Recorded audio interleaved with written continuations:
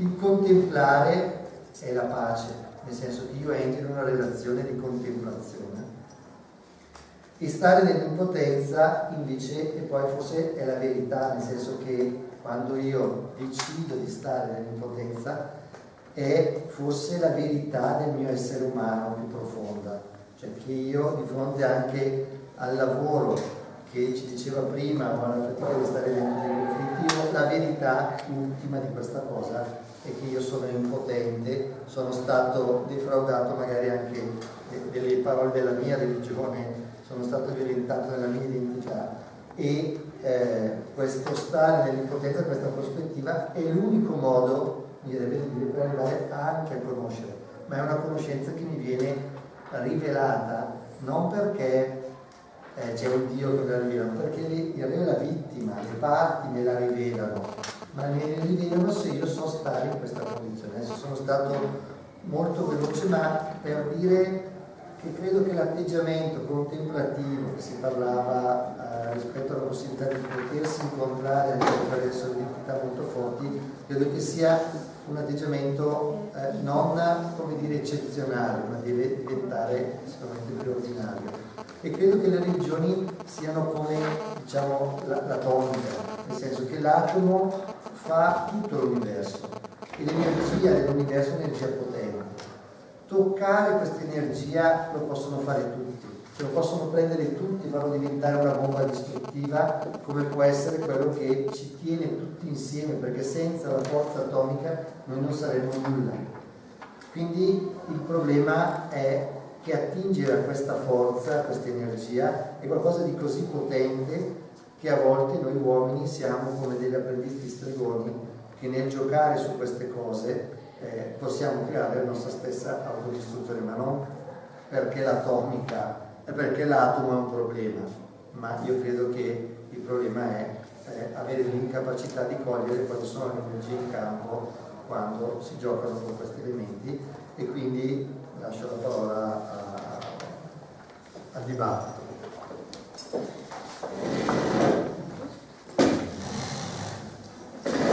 Grazie Filippo per questo intervento, per il tuo intervento che ha avuto varie modalità. Io, e Filippo lo sa, sono abbastanza allergico alle geometrie e agli schemi, perché ritengo che le geometrie sia un modo che si adotta quando si deve contenere l'angoscia. Quando l'angoscia dello sconosciuto è eccessiva, allora costruiamo una geometria che ci serve a comprendere, però secondo me è interessante anche prescinderne. Però detto questo, io se voi siete d'accordo darei adesso la parola a Rav Gabriel ancora per un intervento su questi stimoli che sono emersi dagli interventi dei due discussant. Poi farei una pausa e riprenderei successivamente con il dibattito con voi. Ecco. Quindi Rav Gabriel, prego. All right. So thank you for your comments. It was very interesting, and I wanted to talk about this mystical part about mediation. First of all, when you're religious, like me, like myself, when you're a rabbi, when you're into spirituality, you don't need to do anything. I mean, I'm not here to promote my own religion. It's not my business.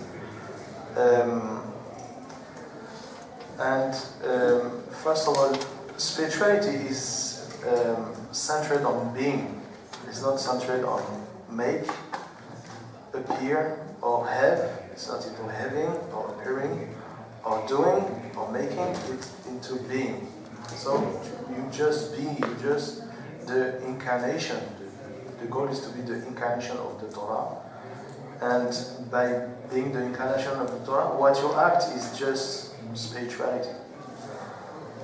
So, to come back to the mystical sense or meaning of mediation, I think for me mediation is the establishment of the presence of God, meaning that we are made at God's image, meaning that we have a godly spark within, in the heart, and by mediating, we can make this spark brighten within each other. I explain. We were created at God's image. What does it mean? It doesn't mean that God has hands or a head or whatever. And so it means that what the specific godly attribute that we have is speech.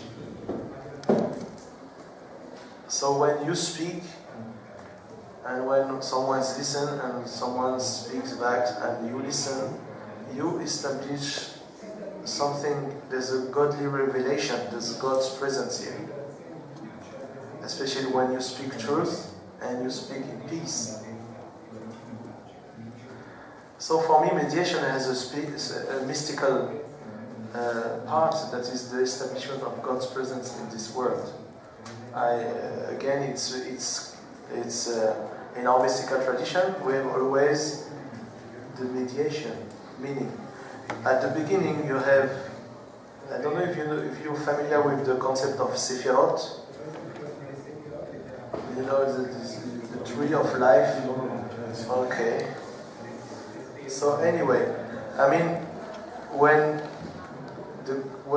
you know there's a passage between the absolute oneness of God and the relative duality of this world, and this, for the mystics, this relative duality of this world exists within the absolute oneness of God. So two coexist at the same time, but there's a passage in between, and the passage starts with Chokhmah and Bina, meaning Chokhmah is wisdom, the gnosis in Greek, and Bina is understanding or intelligence, intellect. And to make this union between the kind of, it's called, in mystical tradition, it's called a male and a female attribute, you need a mediation. You need, as one, Chokhmah is represented symbolically by the letter Yod, which is the first letter of the tetragram, and Bina is represented by the letter He, the second letter of the tetragram. Makes God's name, that is Yah. You have it in Hallelujah. But to make it potent to this word, you need a third letter that is called Waw. Waw, it's like a stick, and it makes the balance between Chokhmah and Bina, and you need Waw is Da'at, means knowing. It's the knowing. And it is also symbolically, as in the Bible, you say biblical knowledge, I mean that's carnal knowledge, when like Adam knows Hava, I mean Adam and Hava unite together. So this is the letter Waw. And in Hebrew, Waw is the conjunction, it means and. Something and something. So you see you need, and this Waw is the mediation. So the mediator is the one who brings the two parties light together, and it helps them to establish a link together.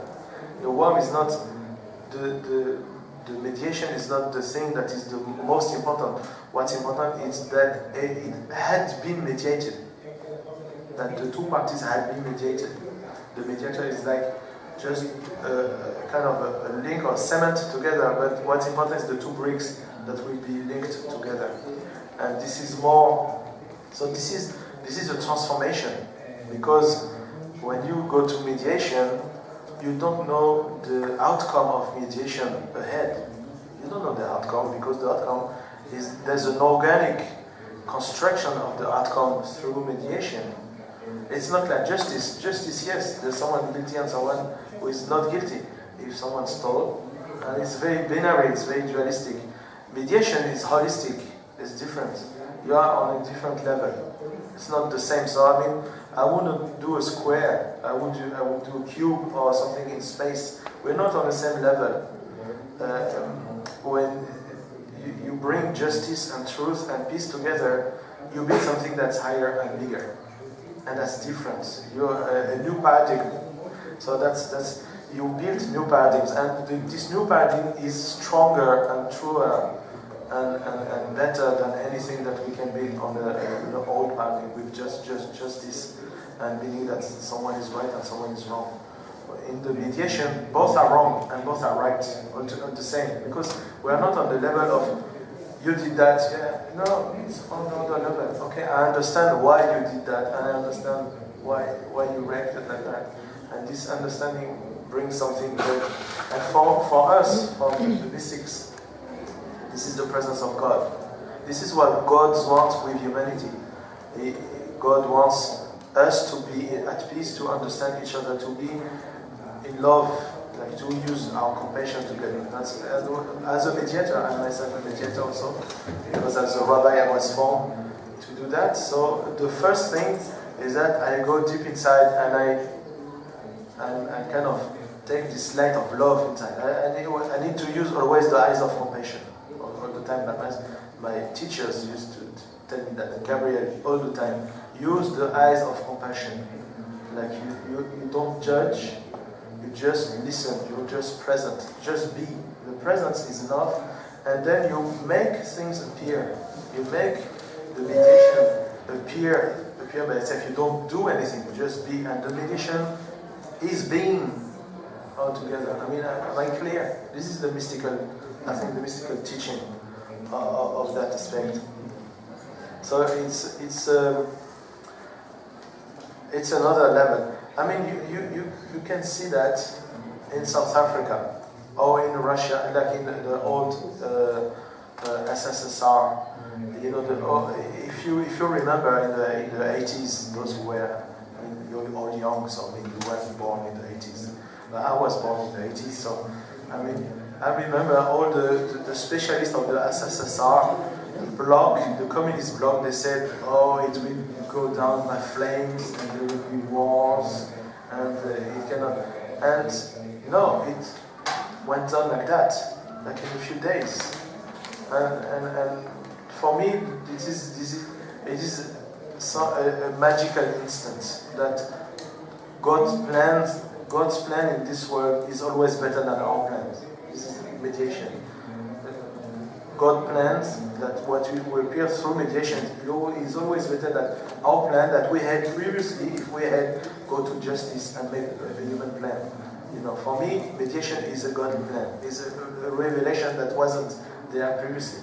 So the breaking of the SSSR, the communist bloc in the 90s, was exactly that.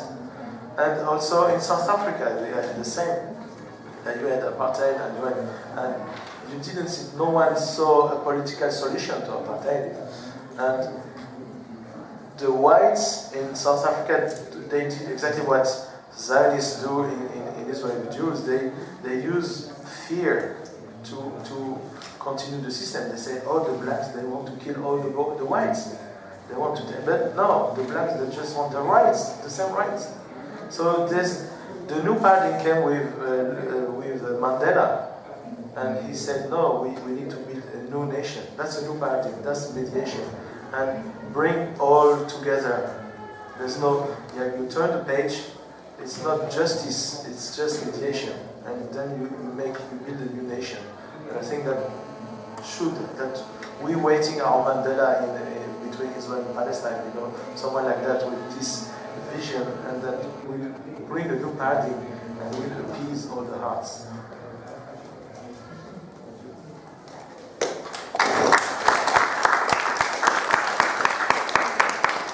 Thank you, Rabbi Gabriel, again. Ben? I have 2 more minutes? Yeah, sure. All right. About the square, it's just a story in the Midrash, because you talk about Haggadah. This is a Haggadah. Yeah. This is a narration. Okay, so when, you know, in the Bible, God says, let's make, he used like a regalistic plural. He said, we make. It's we make. So we shall make a man at our image. So there's one God. I shall make, at my image. Why is he talking plural? So the Midrash, so now the Agadah comes and say, actually there were 4 angels with God. There was justice, peace, misericordia, and truth, like charity or misericordia and truth. So the 4 angels, the 4 corners that you saw there. And so God said, okay, I want to create mankind. So what do you think? So justice says, oh, it's okay. Mankind, they have justice. They make justice. They have judges and laws and stuff. I mean, they are lawmakers. So it's okay. For me, it's okay. Peace, Shalom said, no, there's never peace. They always make war. They always disagree. Even in a couple, the wife and the husband, they always fight. So it's not good. So charity or misericordia said, Hesed said, no, let's create mankind because they do charity each other. I mean, by a sense, man is a charitable being. So let's create man. And truth, Emet said, no, they're always lying. So don't create one. So I mean, God was stuck with 2 for and 2 against. So what did he do? What did God do? He took Emet, it's a verse in Job. He took Emet, the truth, and he threw truth on earth. So now there were only 3 with him, and 2 agreed to create mankind. So God created mankind. That's a small story. So from the square he made the triangle, and the triangle worked. And it's good for Christians because it brings Trinity. But now it brings also something from truth, because you were speaking about truth, and it's very important. And it's very important for how mediation sees truth, and versus how justice sees truth. For justice, there's an absolute truth. For mediation, truth is only relative. You have many truths, and all the parties, they have a truth. You see, that's why God sent truth on earth, meaning all truth is relative. You won't find any absolute truth on earth. Absolute truth is for God. So we have truth is absolute for us, but it's not absolute for everyone. Like on the global way, there's only relative truth, and that's, I think, very important for mediation. Sorry. Thank you. Ora che abbiamo appreso che Dio aveva perfettamente introiettato l'ideologia postmoderna, possiamo farci una pausa. Ecco, grazie.